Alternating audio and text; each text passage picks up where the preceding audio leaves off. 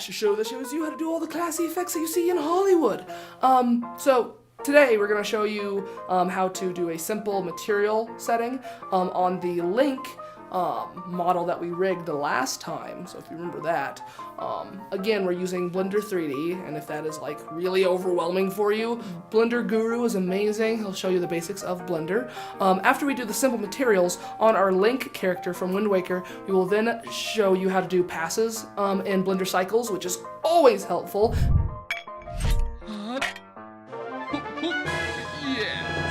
And then we're going to take the passes and composite them in After Effects. Yeah! I have no idea what you just said, because I don't do Blender. Well, I will show you! Yay!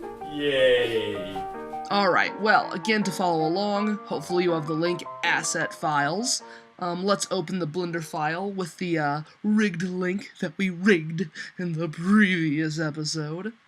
Alright, so let's go up to our material settings and click material, and as we can see, they look exactly like they do in shaded mode. This is pretty boring. Let's click use nodes. So here's our nodes. What are nodes, you ask? Nodes have pipes, and they have these little boxes or objects called nodes. Nodes have inputs and outputs. So I could say I want this node's output to go into this node's input. Do nodes make sense? The answer with that is obviously no. They don't make sense, they will never make sense, and that's okay. If you realize this, you can start making sense of nodes. With this said, I want to remind you that again, I'm not going to go over the basics of Blender Cycles. I'm going to assume that you already have a pretty good grasp of Blender Cycles. If you don't, go to Blender Guru. Alright. What I will be doing is showing you how to set up the materials in general for the Link model. So let's get started. Alright, I'm going to select the default Cycles material, click Use Nodes. Now I'm going to add an image texture. Once I have this image texture, I'm going to plug its output into the Diffuse node. Now, we should probably go and click Open on the image texture, and what this will do is allow us to select an image that we want to be mapped to our Link model. Luckily, Link is already pre-mapped, so that takes out a lot of problems. I actually despise mapping. If I don't have to do it, I won't. Now, let's select the basic texture from our asset files. It's the one that looks a little weird. It has Link's little pendant in it and some clothes. That's the basic texture. I'm not going to go over what texture is what. You can find out by playing around with different textures and seeing which one actually fits the Link model. Alright, I'm going to repeat this process for all of the other textures up until the mouth and the sword. And the reason why is because there's three textures that all use that exact same basic texture. Alright, let's set up our mouth texture. So same thing, add the texture node, go to our mouths and select something interesting. This one right here looks interesting. Look, he's all like, grrr, I don't want to be on a tutorial, I should be fighting. I should be fighting and save Zelda. Zelda, I need to save you, good for Gotham. Alright, so let's go on to the Link Eye. Let me rename Link Eye, because before it just said EYA. Okay, so add your image texture as well. Go and add the eye. Look at that. In your materials, when you view your object as materials, it looks so pretty. Huh, he looks great. I can see. So let's move on to passes. Just kidding, we can't move on to passes. We're only viewing this in the material setting. We need to look at the render setting in Cycles to make sure everything's correct. With that said, I do not have a world set up in Cycles, so let's tweak around with that. Go to your world setting, and what you want to do is make the background an image. To do this correctly, we want to hit Use Nodes. Now, in the node graph, go to your little world icon and add a new node. not any node, we need to add the environment image or environment texture. After you do that, click open and go and click on our HDRI image in the link assets.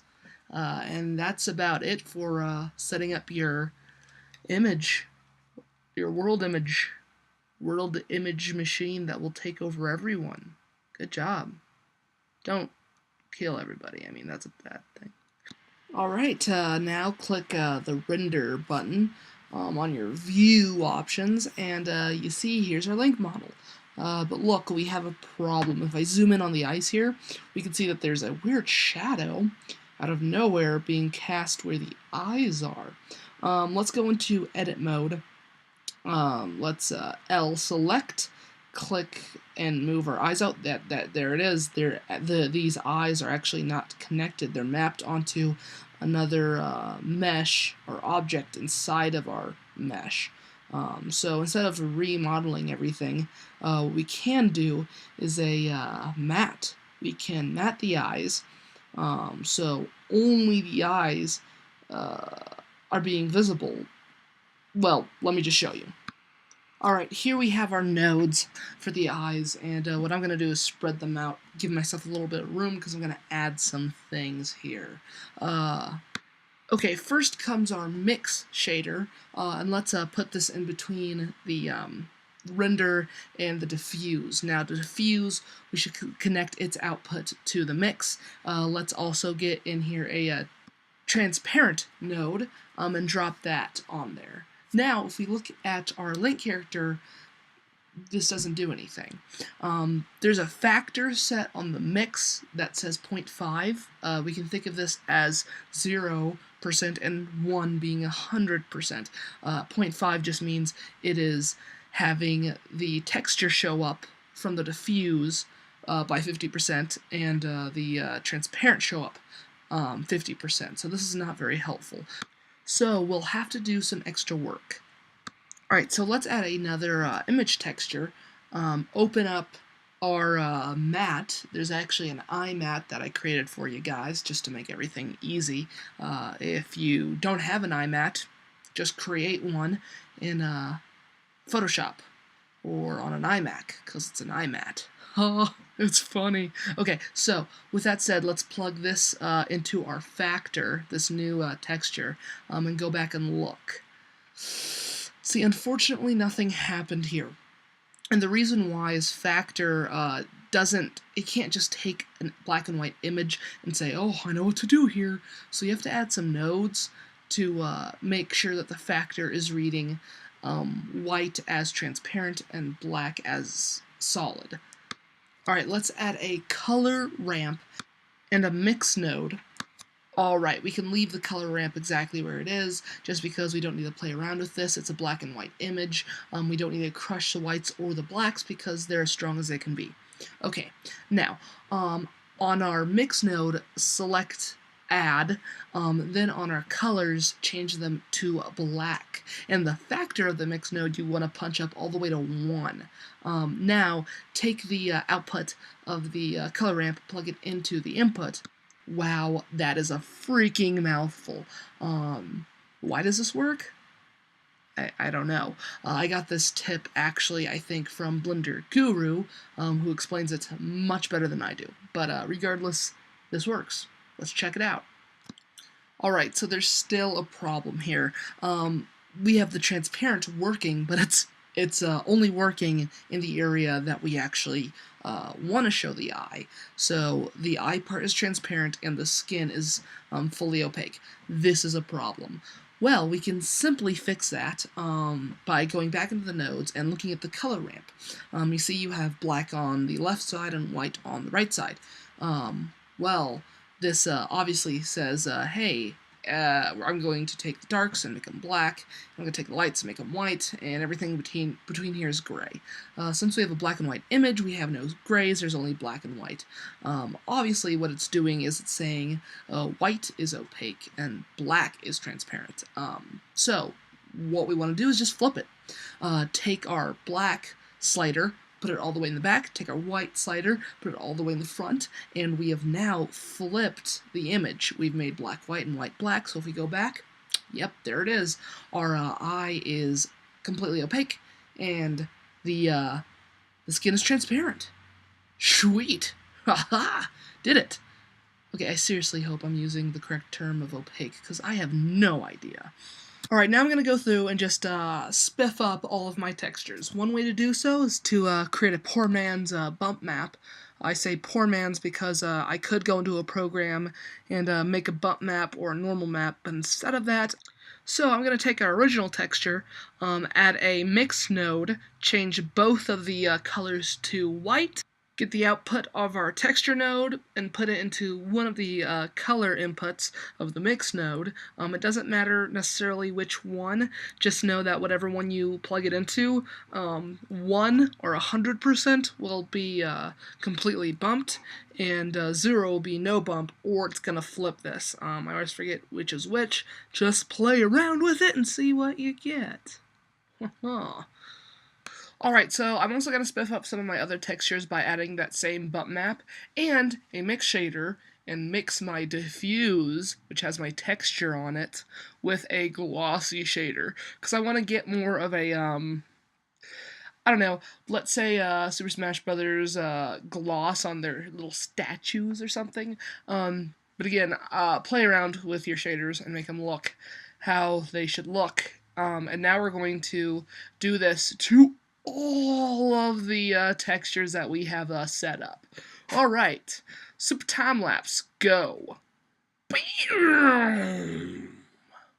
Alright then, well, if we're looking at this looks all pretty classy and pretty cool, but we need to still set up the textures for the sword, which is very similar. The only difference in setting up the sword is that we're going to apply a lot more gloss to the sword because we want it to be shinier, but still keep some of those textures in there. So go through, find the textures that belong to the sword, and apply them. Hopefully you'll see the original image that I created, and you'll be like, oh, this texture fits this texture. One texture I will be going over in detail, though, is the Triforce crest on the sword itself, because we have to set it up very much like we did with the eye texture. The only difference is there actually is no matte. The first way I showed you how to do the eye texture and take things out and make something transparent was with a matte. This texture just has a transparency layer. There's alpha in the image itself. Well, Blender can use this too. Woo! I think this is a new feature because 3 years ago I was not able to do this. Like before, go to Converter and add a color ramp, as well as go to Color and add a Mix node. Set Mix to Add, set both colors to black. Again, plug the converter's output into the adds input. Make the factor 1. Plug the factor into our mix shader. In the mix shader, you should have an emission. Now this is new. We're going to use an emission node and a transparency node. And let's see what we get. Okay, as we can see, again, for some reason, the alpha is switched. So let's go to our converter node, flip black and white, and the Hyrule, Triforce should come through. Oh, now doesn't that look nice? Okay, so earlier I had moved my armature to layer 2, just like I have my camera and my light on layer 9. So what we're going to do is we're going to bring all these up, and let's pose our link model so we have a really cool, interesting pose. And I'm doing this by just pressing G and R for rotate and moving all these bones around where I need them to be. And we're going to use this for our passes. Alright, so let's look at creating render passes in cycles. Alright, let's go to our Render Passes tab in the right column there, and something that we want to turn on is first diffuse, click direct, indirect, and color. Do the same for glossy and transmission. Then we want to turn on emit, click that little tab there, as well as shadow, and ambient occlusion. We want ambient occlusion on. Now all of these will appear in our node editor. In our node editor, we should also be in the renders layer instead of the materials. Alright, so what I'm going to do is I'm going to take the composite node. I'm going to press Alt-H to hide its inputs. I'm going to add a reroute node. I'm also going to add me a viewer node. I'm going to do the same thing with this. Plug the reroute into the viewer. Now, mainly our primary image is going to our viewer and our composite node. Now, what the composite node does is whenever you export something from Blender regularly, that composite works as the basic output. And in our renders layer node, we have image. Image is all the passes combined.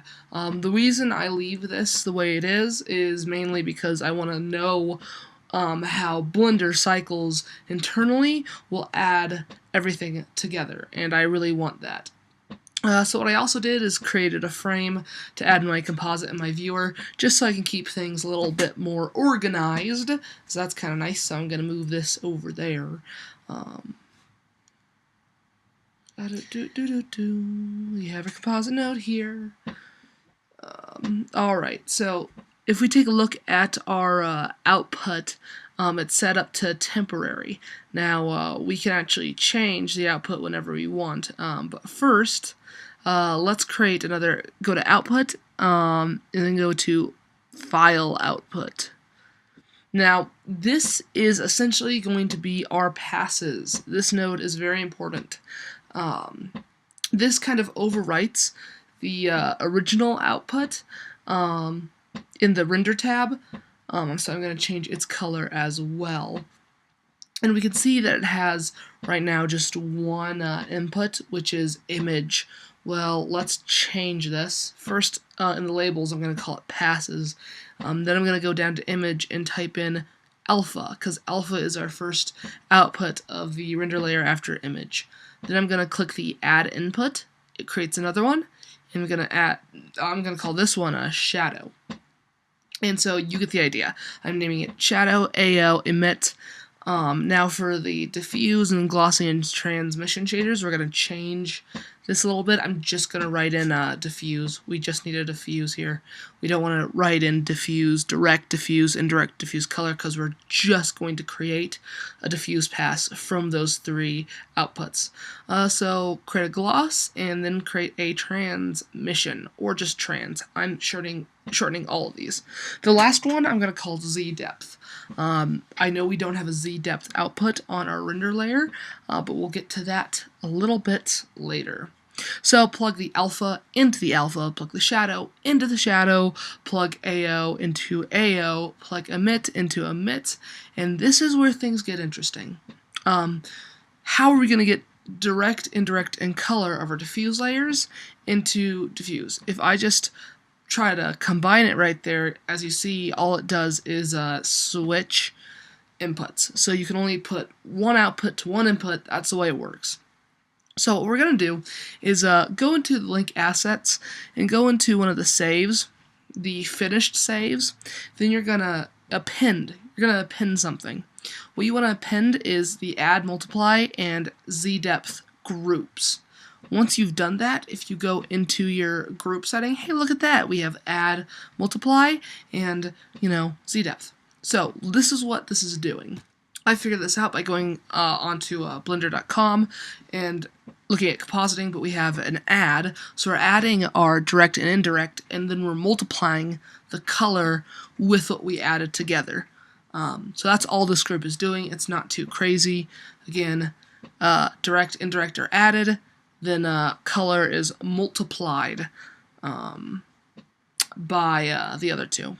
So if we click out of that, we can see that I've labeled them direct, indirect, and color. So we're going to plug direct into direct, indirect into indirect, and color into color. Then we're going to grab its output and put it into the diffuse, and that's all you need to do for the other three. It's really not horribly difficult. So let me duplicate that, and again, since it's straightforward, I'm just going to plug the indirect and the direct and the colors in where they need to be. And I'm going to do this for glossy and transmission as well. Alright, and then we're going to put all these in there. Make sure I'm going to move these around just to make it look a little cleaner. Sweet. Now our last thing that we need to do is Z-depth. Okay, this one's a little bit more complicated.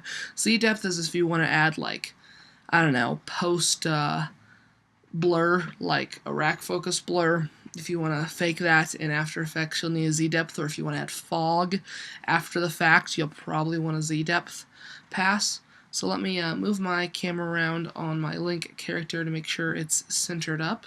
Let's go back into my node area. And something I want to do is eventually I need to add another. I just need to make another render layer. So I'm gonna hit plus. I'm gonna call this Z depth. And something else I'm going to do is change my material. I want everything in this render layer to be material. Now if you append a material, go to the finished product and append Z depth anti-alias, type it in, and then you want to set Z depth anti-alias to everything on that particular render layer. So let's go back to the nodes, duplicate the render layer, and let's, select the render layer that we just created, Z-depth. Cool.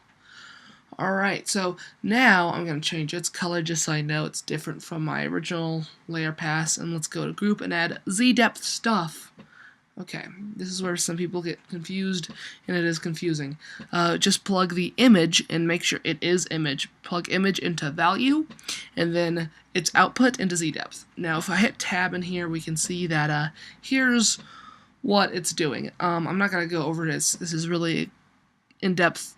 Pretty much I have a normalize with a separate RGB to a set alpha to an alpha over so it doesn't look goofy. And then we have a color ramp, and the color ramp essentially is doing exactly what the other color ramps are doing. It's, setting white and black and white. So let me go and change my Z depth group here and move it over. And as we can see, if we want to change our Z depth values, we'll change the color ramp settings. Let me also create something interesting. Since we have two render layers, I want to be able to see them at the same time. To do that, simply I've learned to create a switch node. And what I like to do is make this kind of cleaner than most. So what I'm going to do is I'm going to add about 3 different reroutes so I can have the output of my Z-depth stuff not only going into my passes, but also going into the viewer. And the compositor. Just remember, it will go into the compositor too. So, alright, so what we want to do is go to our render button and render just a temporary image out of Blender. And the reason we do this is because the backdrop in the nodes will only work if you have something it's looking at. So you just need to render a temporary image, and that's what it's going to put in the backdrop for our nodes. Now, once we have this done, we can go back into our nodes and tweak some things, play with some things. Again, something I want to stress is that you need to append the add to multiply group as well as the Z-depth group. If you don't, this doesn't work and you'll have to build them from scratch. The add to multiply is pretty simple. It's pretty straightforward. Just get an add and a mix and combine the two. But the Z-depth pass is not. I don't remember straight how to do it by heart. I found it in another tutorial, and you can find the tutorial below. But it's just easier to append a group. So please append these groups. Alright, once we're done, we can now go back into our node tree.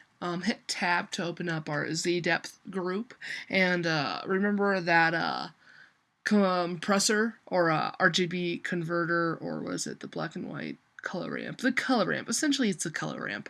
Play with the color ramp to get the exact Z-depth that you want. This is depending on what you're going for. If you're going for fog, or if you're going for more like depth of field, depth of field blur, you would really, really want to play with this.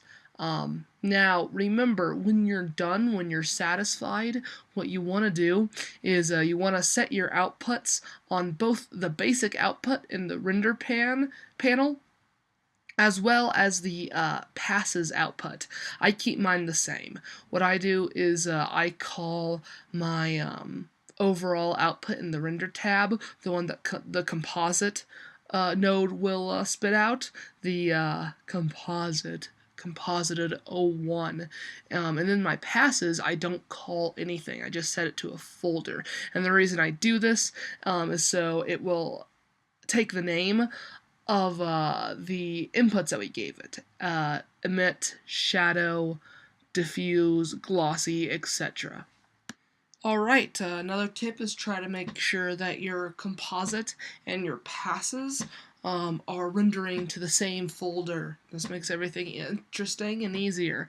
It's especially easier if you have a big project, let's say, and you need to export more than one animation for a bunch of different maybe live action shots or even just shots in a story that you've created that's an animation. What I like to do is to create a Blender folder with the shot number folder in it. So let's say I'm on shot 1, it will say shot 1 or 01 in Blender, and then within that folder will be another folder which maybe says link 01. If there's just going to be, you know, one Blender asset, you don't even have to have another subfolder. Just drop everything into the 01 or 02 or 03 or 04 folder that you created depending on shot.